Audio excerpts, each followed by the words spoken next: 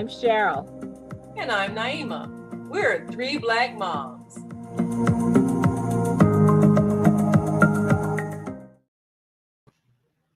Okay, let me start this story by telling on myself. As the parent, and we were older parents of a single child, we became, and I know I did, all the things that we used to make fun of. Sarah had lots and lots of toys, and all her toys were loud. I never got the riding toy that she could just make little sounds by herself. I had to get her the loud one that made all kind of animal sounds. She had the dancing doll, which was a bribe after she got when she was potty training. And it was pretty much she kind of got a lot of stuff where you would walk into my house and say, "Why are there so many toys and this is all one child?" And I used to make fun of people who did that until I became that. But recently she and I went to Riverdance, and the three of us went to Alvin Ailey, and we were reflecting on how many times during her childhood she also had lots of experiences. Now, don't get me wrong, she also had a lot of lessons. She had piano, voice, dance, gymnastics, baton, um, ice skating briefly. She had a lot of things that some of them were expensive, gymnastics, dance, and some of them were not, like ice skating lessons or baton lessons. Those things weren't that expensive. But what she was talking about last week were all the times that we went and did things with her. And I asked her in preparation for this show, well, what do you remember? What did you like about those experiences? And she says, well, Dad used to take me to a lot of parks, and I like that because she said, don't let me be a hypocrite because I also got a lot of stuff too. But I used to work nights and Sean worked days. So when I would pick her up from daycare and bring her in sometimes, or before she went to daycare, I would bring her into work and he would take her home. And a lot of times he would stop by different parks on the way and let her play, blow off some steam. And she remembers those things fondly. Now she's in her mid 20s now, but I think that there are just a few toys that she remembers. Maybe the the Game Boy that we got her for when she was traveling, and she said because we didn't she didn't have a tablet. She was a little before the tablet kids. But sisters, I want to talk about all the things that we can give our kids that aren't expensive toys. And sometimes it's just spending the time with them. And that's what she remembers. And even now, that's what she wants to do. She wants to spend time with us. Yeah, I think The that is experiences that's the most. stay in your mind forever. I look back myself and I'm remembering every summer, Mama and Daddy took us to Riverview, and Riverview. those rides were so much fun. And I remember seeing Aladdin's Castle and wanting to go in there, and Mama would say, "No, you're too young. When you get old enough, you can go." And then I remember the year that Mama said I could go to Aladdin's Castle was the year that they tore Riverview down. And I was so disappointed. And there are just so many things that we did as a family. You know, that line, "Are we there yet?" Well, we would go down south to Grandma and Grandpa's house in Alabama and West Virginia and be on their farm and try to chase down the kittens and the great breakfasts that Aunt Annie B made, and watching Daddy come back from the lake where he had been fishing and bringing home all these fish. And I remember him being scared of turtles. And those days just have such fond memories. we did stuff. We had toys, of course, but our outings were just memorable. Going to the zoo every year and experiencing some different part of going to the zoo. And I think even my own kids and grandkids, they remember the fun things we did as a family when we went places. Feeding the giraffes was a major experience, and they're still talking about that. And going to the pool and being with other kids for like maybe a birthday party or something. They all remember the birthday parties. I remember there was this one with my grandson. He's still all into dinosaurs, and they had a guest come in with a giant dinosaur puppet on her arm, and she said, "Oh, this is a baby stegosaurus," and all the kids were all screaming and running around waiting to pet it. That's something that my grandson is going to remember forever. Those things are so special.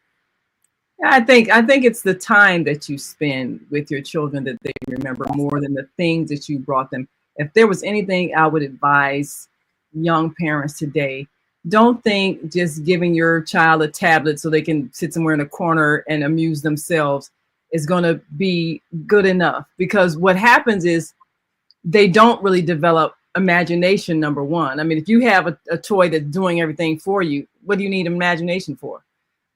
So the best thing you can do is give your child experiences, because they're going to remember and they're going to develop a vocabulary as they describe it. I mean, how many words you need to know to talk about something you're watching on a screen?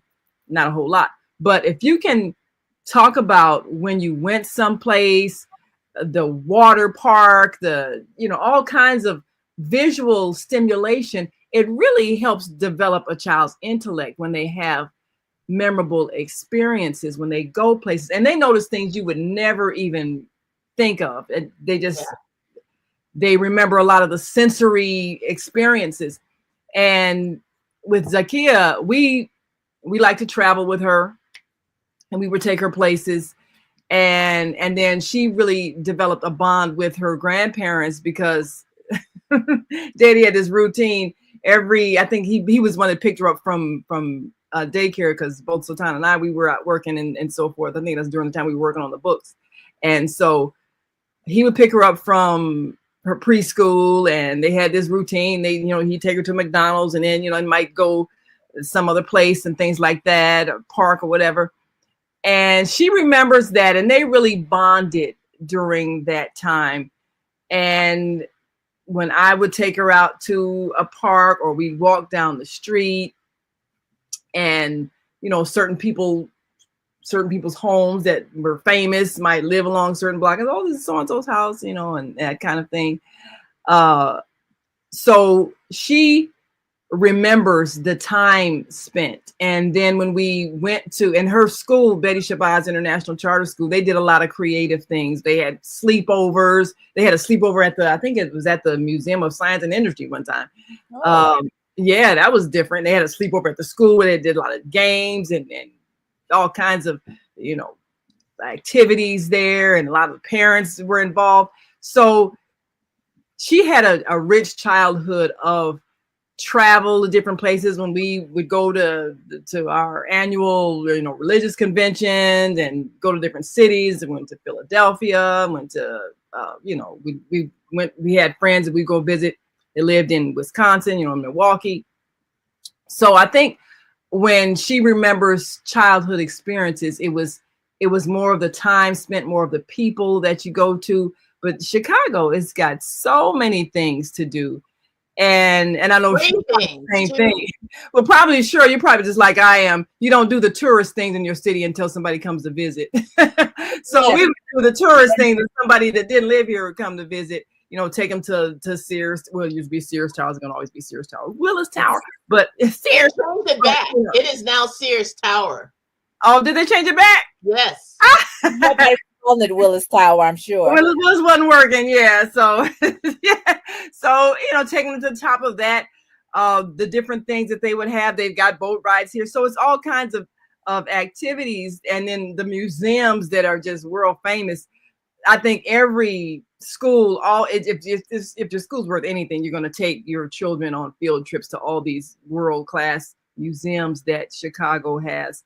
So I think parents should also do that. Don't wait for the school to do it, because you can do it as a family, and it has more meaning. Because when you go to school, you got to go through the whole discipline thing. Okay, you walk this way, and you can't really dawdle and everything. But when you go as a family to these museums, then you can take the time, you can look at the exhibits, you can talk about it, you can sit down and eat lunch at the different places, all kinds of things that you can't really do in a relaxed manner as much at school. So I think parents, even wherever city you live in, get to know the city and take your children to the historic sites, take them to the tourist spots, talk to them about things, let them explore, let them think about history, make it fun.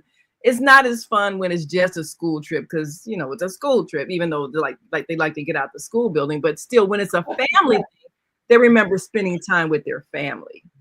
And this is the thing is that I would encourage people to do. And Barbara, you can back me up on this, because when you were living in Chicago with your kids, you would get passes from the library to different museums.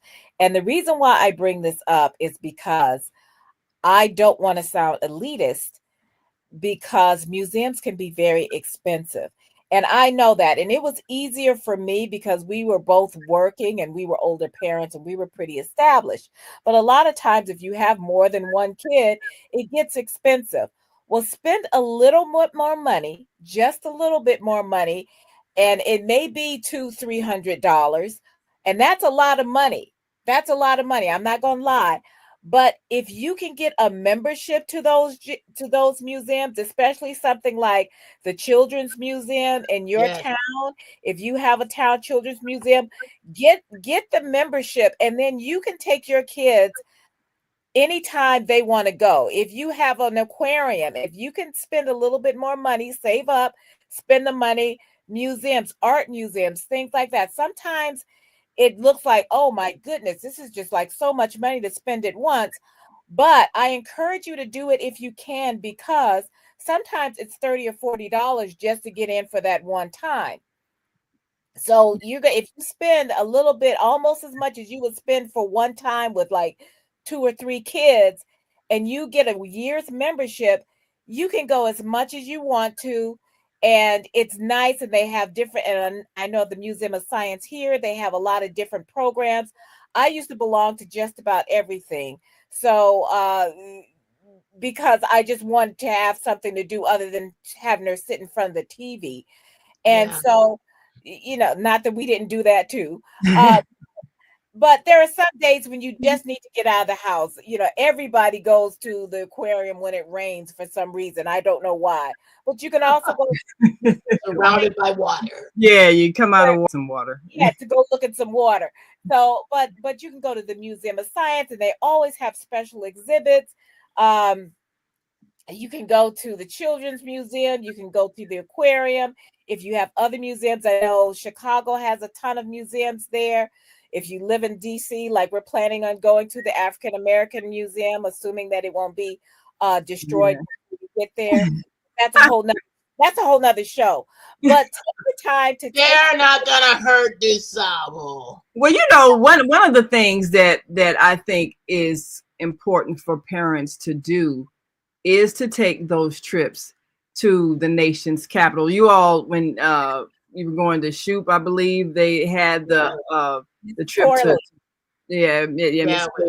you all to Washington D.C. I think children should go to the nation's capital. I think that's that's history, and there's a lot of things that you can learn from. I mean, it feels more real when you're studying government and all of that when you've seen the nation's capital. Even going to Boston for the me and Zakiya used to go to Boston all the time for 4th of July. But you kind of absorb a lot of history, even being in a city like Boston for the 4th of July.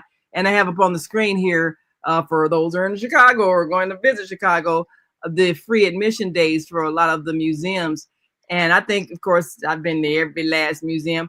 But there are also a lot of free things that cities like Chicago have that you'd be surprised because you had, and I remember one year, I think Zakia was in college by that time, but it was great because Stevie Wonder came and did a free concert out in Grant Park. I'm like, what? So, you know, it was one of those things. I think it was I don't know if it was Push that sponsored it, but it was some major thing. And he came and I was surprised because like her and her friends, they singing along with the song. I'm like, how y'all know the words? Because they're recycling our generation. Oh, Stevie Wonder from 1972. How do you know that song? But you know, it was a packed place. Yeah. It's like Destiny's Child. A lot of the stuff that Sarah knows, and she'll hear, she says, "This is part of my childhood because this is the songs that you had on when you were." That's how they remember. Yes. But this is the thing with, you know, like I said, Barbara used to get passes to museums, and sometimes if you cannot afford to go to the local library and see if they'll get you passes to some of these museums. And I'm not saying if you can't afford it, but because you know what? You pay taxes. I don't care how much you make or don't make, you pay taxes. So you're paying for this stuff. Go on your website. There's always opportunities for things. And find out what programs. I remember there was one year a friend of mine, her son and Sarah went to school together, and she told me about this program in Franklin Park where they were giving free golf lessons to kids. Mm-hmm. And she says, well, I just want, you know, I'd like to, you know, go. And so we went. I got Sarah like a little golf thing of like, I don't know, 3 or 4 clubs or something. I remember we went golfing, miniature golf. The whale watch, that was fun too. Yeah, going whale watching. Whale watch, if you're living near water, or if you come to Boston, do a whale watch. Do one of those goofy little duck tours. Wait a minute, what was that? I remember the first time you talked about going whale watching. And I was thinking WELL. I'm like, how boring is that? HALE, and you go out watch a whale. You watch a whale. You will go and see them come up and bleach in the water. Sometimes you see dolphins. You can tell people born and raised in the city, they don't know stuff. Well, you know, one of the fun things at the zoo here, the kids, they have all the listings of the times when the animals are being fed, and you can go and feed the animals. They have a huge cage where all the birds are, you know, flying freely, and you can actually feed the birds. You go in, they give you a little instruction, you know, not to be afraid.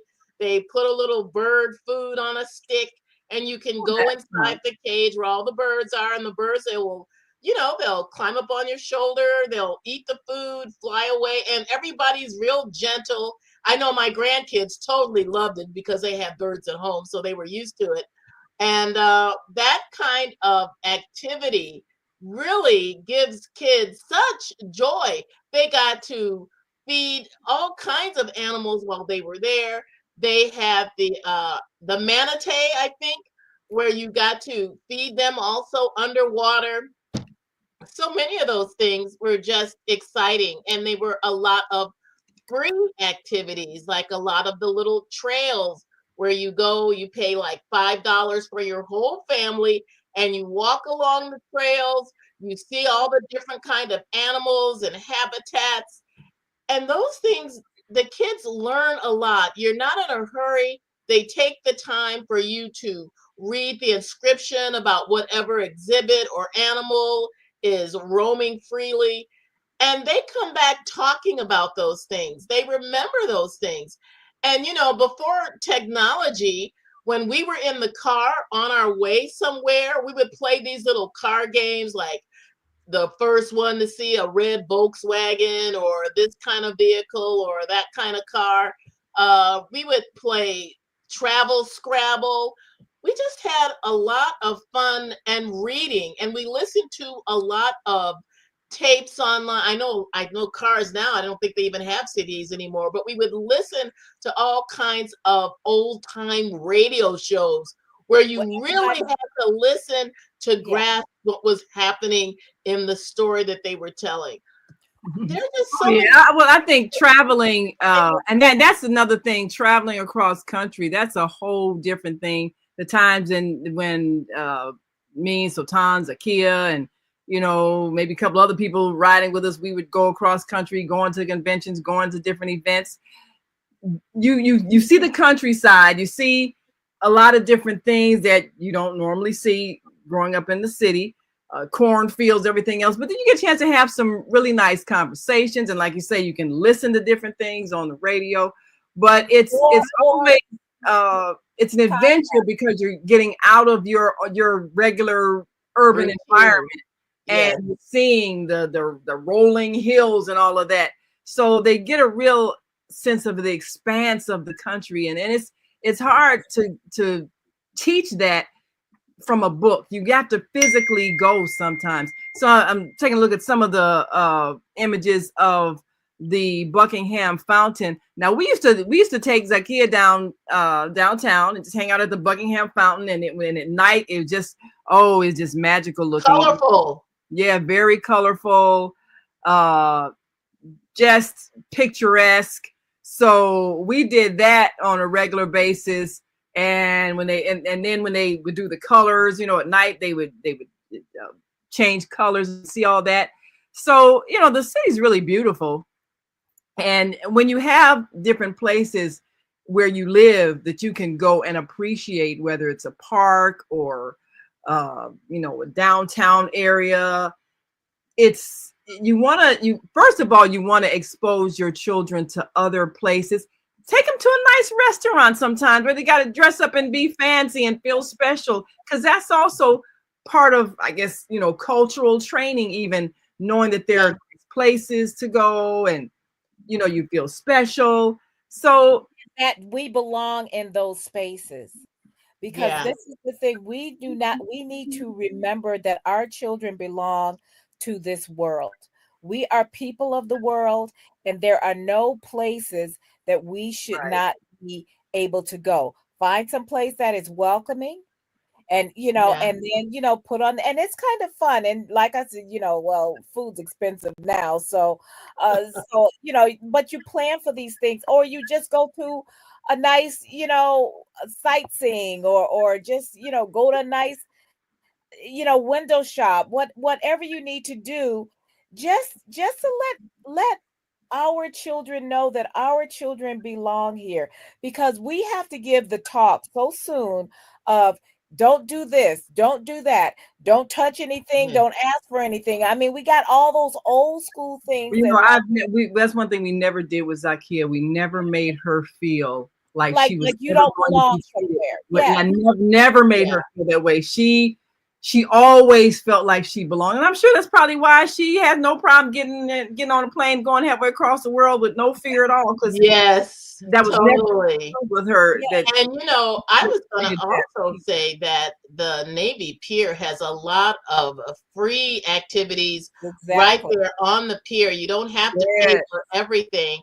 I don't know if they're still doing this, but in the summer they would always have like this children's show on the stage and give little prizes, let kids be involved in their little events that they were doing. And those things, I took the kids to those things all the time, every summer.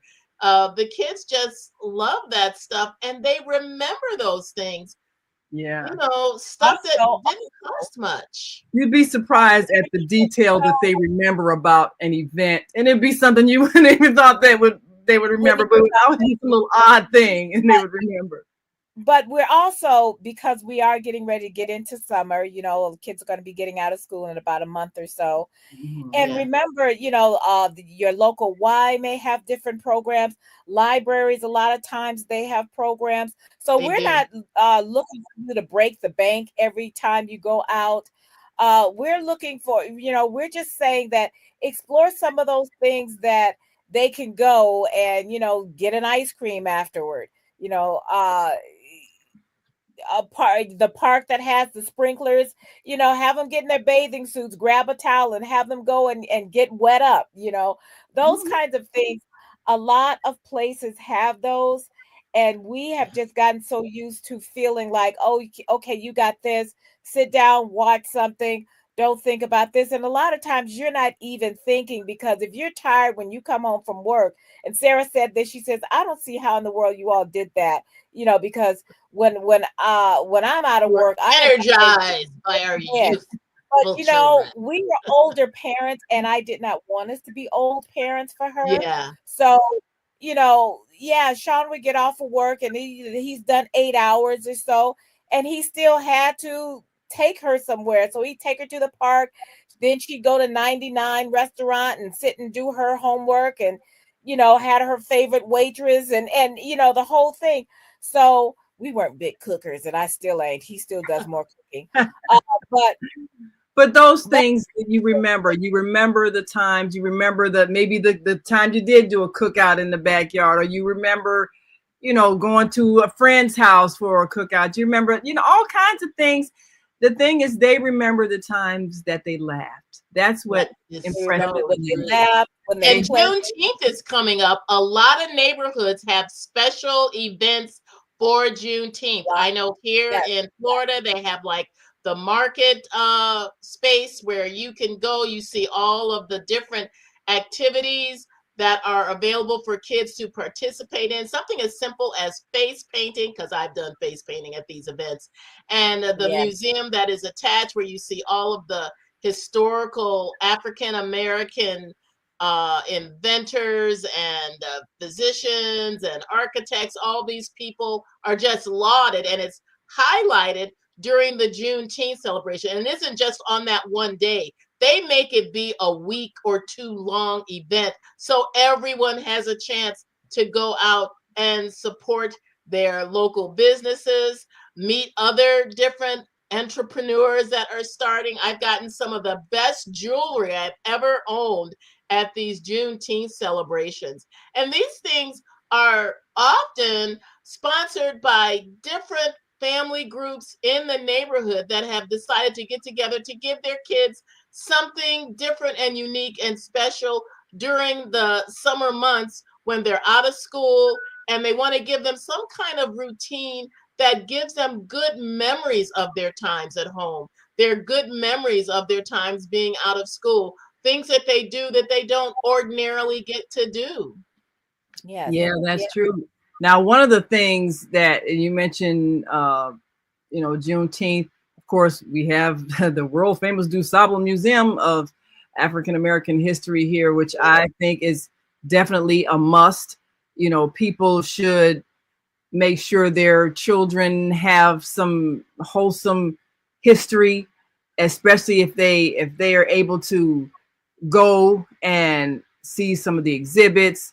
And we of course do a lot of events at the DuSable Museum, but also that's a place that, well, we've done book signings there because they've carried our books. uh, but they have a lot of special displays and events, performances, and even the grounds there.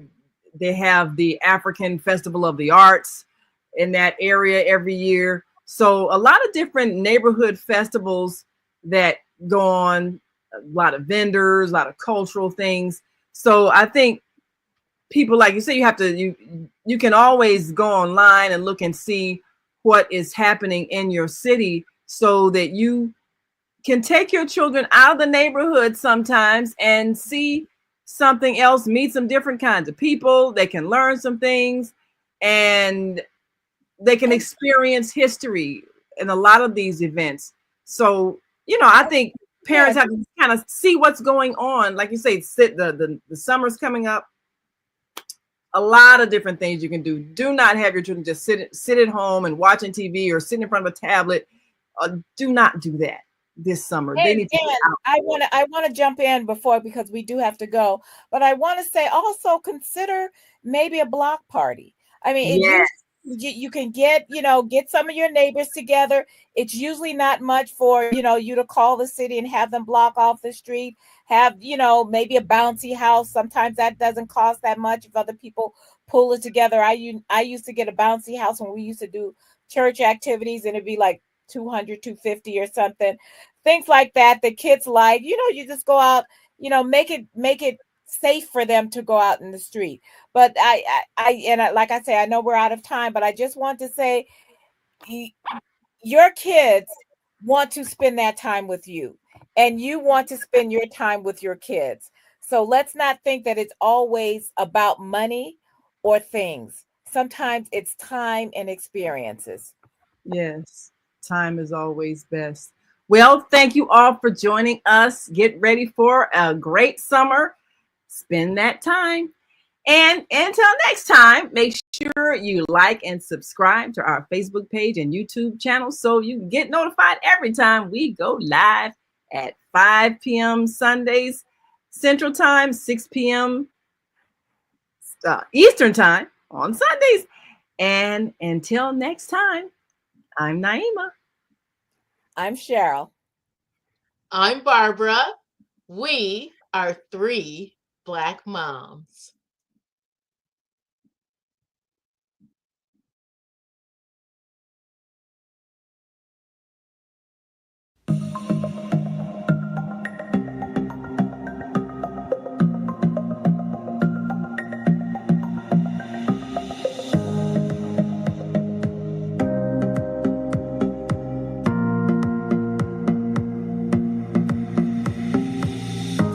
Hi, I'm Barbara. I'm Cheryl. And I'm Naima. We're 3 Black moms.